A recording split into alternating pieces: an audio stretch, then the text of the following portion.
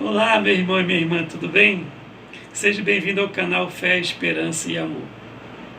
Hoje iremos dar continuidade ao estudo da Palavra de Deus. Nós iremos fazer a exposição do Salmo do capítulo 19. Então leiamos, meus irmãos e minhas irmãs. Os céus proclamam a glória de Deus, e o firmamento anuncia as obras das suas mãos. Um dia discursa outro dia. Uma noite revela conhecimento a outra noite. Não há linguagem, nem há palavras, e dele não se ouve nenhum som.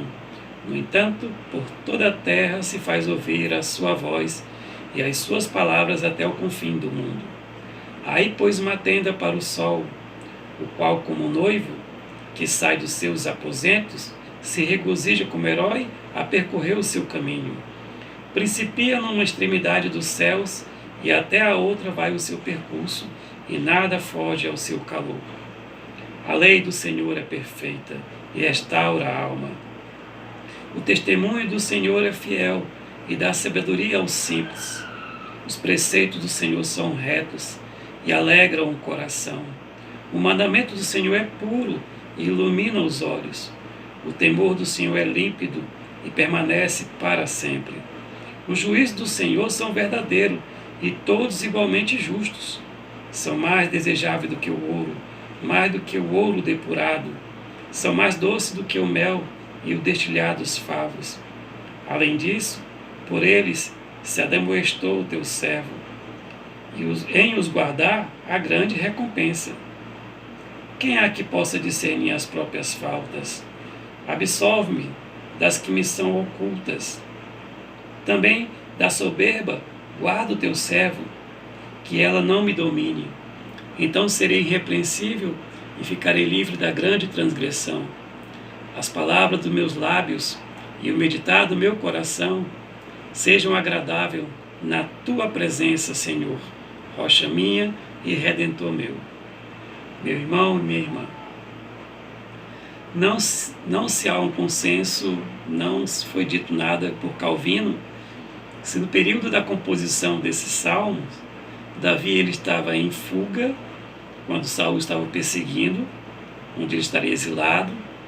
Davi ele já tinha tomado o seu reino, estaria em guerras internas, para poder trazer a paz interna, ou se Davi já estava com uma certa idade. Mas o que nos importa na verdade, é o título do Salmo 19 que ele compôs, que diz assim: a excelência da criação e da palavra de Deus. Ou seja, a excelência da criação e a excelência da palavra de Deus. Ele vai nos trazer dois ensinamentos. Portanto, vejamos como Davi quer que eu e você entendamos a excelência da criação e a excelência da palavra de Deus. Ele começa dizendo assim, meus irmãos e minhas irmãs: os céus proclamam a glória de Deus. Davi, nós sabemos que ele sempre considerou ele como uma pessoa ungida por Deus e tinha que executar aquilo que Deus mandava ele fazer, porque ele era servo do Senhor. E o Senhor soberano. E como o Senhor o ungiu para ser rei, pelo profeta Samuel, um dia ele viria a ser rei, mas no tempo de Deus. E agora tem uma outra coisa que Davi vai fazer com que eu e você entenda agora. Ele vai dizer que Deus é soberano, sim, é verdade. Mas ele vai dizer também que Deus é inefável. O inefável significa que não temos como nomear Deus, não temos como dar um nome a Ele. Não tem como encontrar um nome e dizer: esse aqui vai ser o nome de Deus. Não temos de forma nenhuma. Como também nós não temos como falar quem Ele é. Não temos como descrevê-lo. Não tem como descrever Deus pela sua natureza, qual é a natureza de Deus. Não temos como descrevê-lo pelo seu poder, quanto é o poder de Deus. Muito menos temos como descrever pela sua beleza, quão belo Ele é. Como não temos como descrever quem é Deus, o salmista compreendendo isso, ele diz que por mais que nós não temos como saber quem ele é, como nomeá-lo, que ele é inefável, mas nós temos que saber que ele existe. Porque ele vai dizer, bem aqui no versículo 1 do capítulo 19, os céus proclamam a glória de Deus. Os céus são testemunha de Deus. Ele continua dizendo, o firmamento anuncia as obras de suas mãos. O céu, que ele é composto por estrelas, tem galáxias, que possivelmente seja infinito como alguns aconteçam, alguém criou esse infinito. E quem criou é eterno. Então, os céus proclamam a glória de Deus. Não tem como dizer que não existe um Criador por trás desse céu tão perfeito. E quando ele fala em firmamento, anuncia as obras de suas mãos. Quando ele separou as águas, colocou as nuvens e criou os mares, e ele separou dessa forma os firmamentos, onde ele colocou a lua e o sol no firmamento. Ele fala que esses firmamentos, eles são testemunha das obras da mão de Deus. Ou seja, eles são testemunho de Deus. Então, existe Deus. Não temos como duvidar que existe Deus. O salmista vai dizer também, um dia discursa contra o dia. Um dia conversa contra o dia. O dia de ontem conversou com o de hoje vai conversar com o de amanhã. E uma noite revela conhecimento a outra noite. É o Deus que nos coordena, é o Deus que nos ama, é o Deus que cuida dos seus dias, é o Deus que cuida da noite, é o Deus que mantém. Ele vai dizer também no versículo 3, não há linguagem nem há palavras, e nele não se ouve nenhum som. Mas no 4 ele vai falar, no entanto, mas porém, portanto, no entanto, por toda a terra se faz ouvir a sua voz, e as suas palavras até o confim do mundo. Veja que por mais que o céu e o firmamento nada digam, ele vai dizer que por toda a terra não há linguagem nem há palavras, e deles não se ouve nenhum som. No entanto, por toda a terra se faz ouvir a sua voz, e as suas palavras até o confim do mundo. Eles testemunham a respeito de Deus. Eles testemunham para aqueles que Deus escolheu antes da fundação do mundo, e até para os ímpios que Deus existe. Não tem como fugir. Nenhum homem vai ser indesculpável dizer que Deus não existe. Todos saberão que Deus existe. Todos já sabem que Deus existe. A natureza, por si só, ela fala, existe Deus. Não temos como fugir desses testemunhos. E ele vai contar assim, aí pôs uma tenda para o sol, o qual, como noivo que sai dos seus aposentos, se regozija como herói a percorrer o seu caminho. Principia numa extremidade dos céus, até a outra vai o seu percurso, e nada refoge o seu calor. Ele começou dizendo que o céu e o firmamento, eles testemunham de Deus. Agora ele vai falar que a próxima testemunha vai ser o sol. E nós vemos que Davi, ao tecer esse poema, muito inspirado pelo Espírito Santo de Deus, ele vai colocar algumas figuras de linguagem para que nós possamos entender melhor a mensagem. Essas figuras de linguagem vai fazer com que imagens venham à nossa mente. Ele vai personificar o céu, personifica o firmamento e vai personificar o sol, como um guerreiro que ele vai dizer que aí pôs uma tenda para o sol, lá no final da terra, o qual como noivo, que é o sol, que sai dos seus aposentos, se regozija como herói a percorrer o seu caminho, o sol indo do nascente ao poente. Percorreu o seu caminho, principia numa extremidade dos céus, até a outra vai o seu percurso. E ele fala, e nada foge ao seu calor. Então, se o sol, pelo calor que ele tem, nada foge ao calor dele, então existe alguém que o criou. Esse alguém é nosso Deus soberano.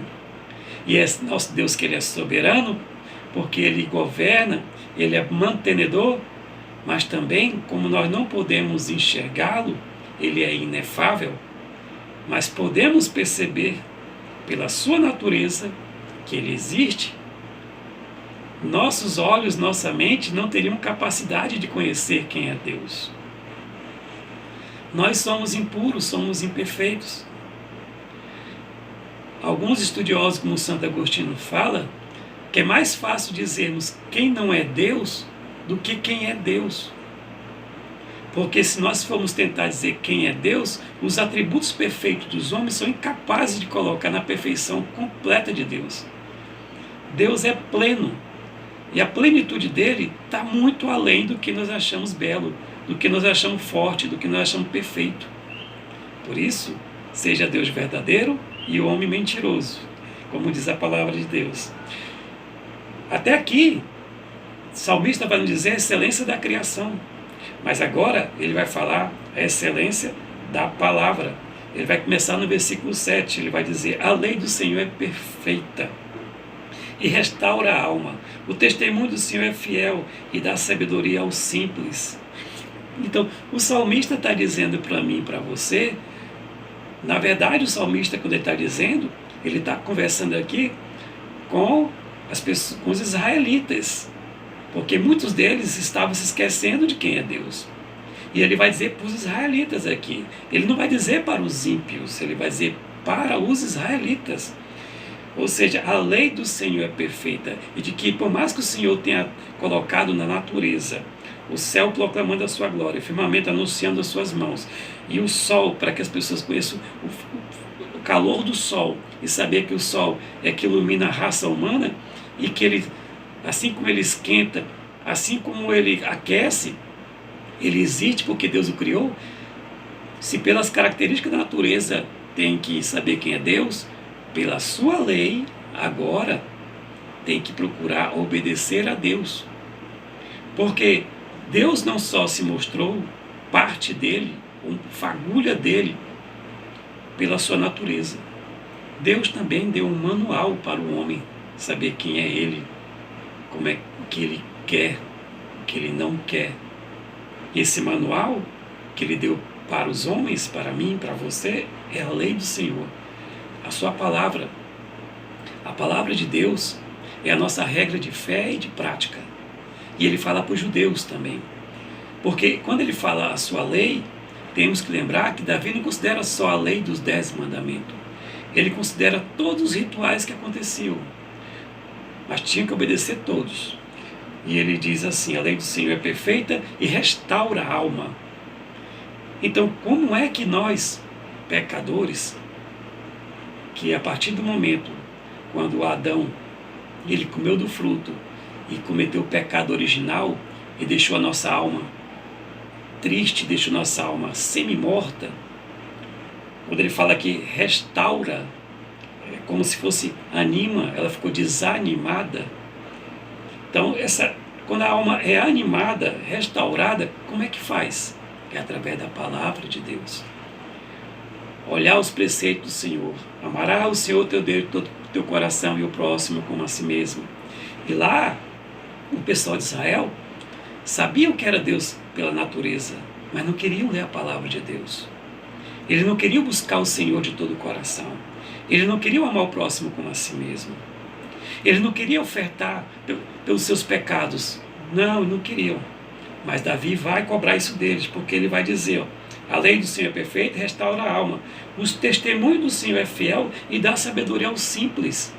E Davi vai dizer para aqueles homens que se achavam que tinham Deus no coração, que estavam perseguindo, ou que achavam que ele não podia ser rei, que eles tinham que ser mais simples para conhecer Deus. Porque ele se submeteu à simplicidade para conhecer Deus. Porque o testemunho do Senhor é fiel e dá sabedoria aos simples. Tem que tirar a arrogância dos homens. Os preceitos do Senhor são retos e alegram o coração. E ele vai dizer para aqueles homens que, se obedecer à palavra de Deus, se humilhar ao Senhor, eles estarão com o Senhor e o Senhor estará com eles. E sabe o que acontece o que vai acontecer quando eles estiverem com o Senhor, se o Senhor estiver com eles? Eles sentirão alegria no coração, porque terão paz. Quando ele faz assim: o preceito do Senhor são retos e alegram o coração. Os homens não ficarão tristes servindo a Deus. Os homens não ficarão raivosos servindo a Deus. Os homens não ficarão vingativos servindo a Deus. Não. Eles se alegrarão. Mas aqueles homens estavam com vingança, desejo, sede de matar as pessoas. Ele fala, ele corrige a sua nação. O mandamento do Senhor é puro e ilumina os olhos. O mandamento do Senhor é que purifica. Ele ilumina. E não é o contrário. Ele não deixa a maldade no coração ganhar alento. Ele não deixa a perversidade no coração ter força, ter vida. O temor do Senhor é límpido e permanece para sempre. Os juízos do Senhor são verdadeiros e todos igualmente justos. Ou seja, se o povo buscar ao Senhor, se arrepender dos seus maus caminhos, buscar ao Senhor de todo o coração, vão seguir pelo juízo do Senhor. E o Senhor vai julgá-los corretamente, com imparcialidade, mas para que eles cresçam, se desenvolvam, para que Deus os utilize, para que eles ganhem as suas vitórias, as suas guerras. Mas as suas guerras, as suas vitórias nas suas guerras são vitórias dadas por Deus. Por isso que ele fala que os juízos do Senhor são verdadeiros e todos iguais e justos. Davi fala que Deus tem que ser o juiz deles nessa hora. Por isso tem que ler a palavra do Senhor e se alegrar nele. Ele vai dizer assim no versículo 10. São mais desejáveis do que o ouro, mais puro, mais do que o muito ouro depurado. São mais doces do que o mel e destilhados favos. Então, quando a pessoa é feliz por servir ao Senhor, ela tem prazer na palavra do Senhor e começa a desejar e querer buscar mais o Senhor. Como diz Salmo 42, a minha alma tem sede de Deus, do Deus vivo. Como suspira a coça pelas correntes das águas, assim por ti, ó Deus, suspira a minha alma. E Davi continua dizendo no versículo 11, além disso, por eles se ademoeste o teu servo em guardar e a grande recompensa. Ou seja, pelos estatutos, pelas suas leis, pelos seus juízos, o Senhor admoesta, o Senhor ensina os seus servos. E quando os seus servos ficarem com o coração cheio do Senhor, com sede do Senhor, entendendo que é o Senhor, ele vai dizendo assim, em os guardar a grande recompensa, porque eles sabem que estão certamente com Deus vivos, não tem dúvida do que estão passando. E ele vai contar no versículo 12, quem é que pode discernir a própria falta? Quem é que pode dizer se está certo ou está errado? Absolve-me das que me são ocultas. Ele vai dizer, Deus, quem é que pode? Quem é que pode? Quem há que possa discernir as próprias faltas? Quem é que não peca assim? Todos pecamos. Todos pecamos, mas quem é que não pode discernir as próprias faltas? Quem é? Todos podem discernir as próprias faltas, né? Mas absorve daquelas que eu não sei, que são ocultas. Davi está dizendo que aqueles pecados que ele comete, que pela qual ele acha que está certo, mas ele pede que Deus o absolva. E se por acaso ele continuar achando que está certo, ele vai dizer que no 13, também me absolve e guarda o teu servo, que ele não, também da soberba guarda o teu servo, que ela não me domine. Se a soberba entrar no meu coração, Davi está dizendo, e eu continuar achando que eu estou certo na tua lei, nos teus preceitos, que o Senhor me guarde, que o Senhor me freie para que ela não me domine, porque eu quero te servir de todo o meu coração, toda a minha alma. Então serei irrepreensível e ficarei livre da grande transgressão, Senhor, que é abominação para o Senhor, que é ser soberbo, que é não reconhecer quando o teu Espírito fala comigo. E ele fala, então serei irrepreensível e ficarei livre da grande transgressão diante do Senhor, meu Deus. Sabe, meu irmão, minha irmã, não tem coisa melhor do que nós estarmos bem diante do nosso Deus. E ele vai finalizar o capítulo 14 dizendo, as palavras dos meus lábios e o meditar do meu coração sejam agradáveis na tua presença, Senhor, rocha minha e redentor meu. Ele faz uma oração. Ele vai dizer ao Senhor que as palavras dos meus lábios, Senhor, e o meditar do meu coração sejam agradáveis na tua presença, Senhor. O meu coração e minhas palavras sejam uma coisa só, Deus.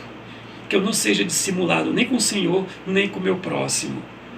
Sejam agradáveis na tua presença, Senhor, rocha minha e redentor meu. Que o Senhor nos abençoe e nos guarde, e que o Senhor possa nos mostrar os nossos pecados ocultos E quando Deus revelar nossos pecados ocultos, que nós não possamos ser soberbos ao ponto de queremos não sair dele. Nós temos que rogar para que Deus nos mostre o pecado oculto, pedir perdão e pedir para que Deus nos dê força para sair deles, porque assim nós ficaremos bem com o Senhor e a sua palavra nós amaremos e será mais doce do que o mel. Que Deus nos abençoe e nos guarde, meus irmãos.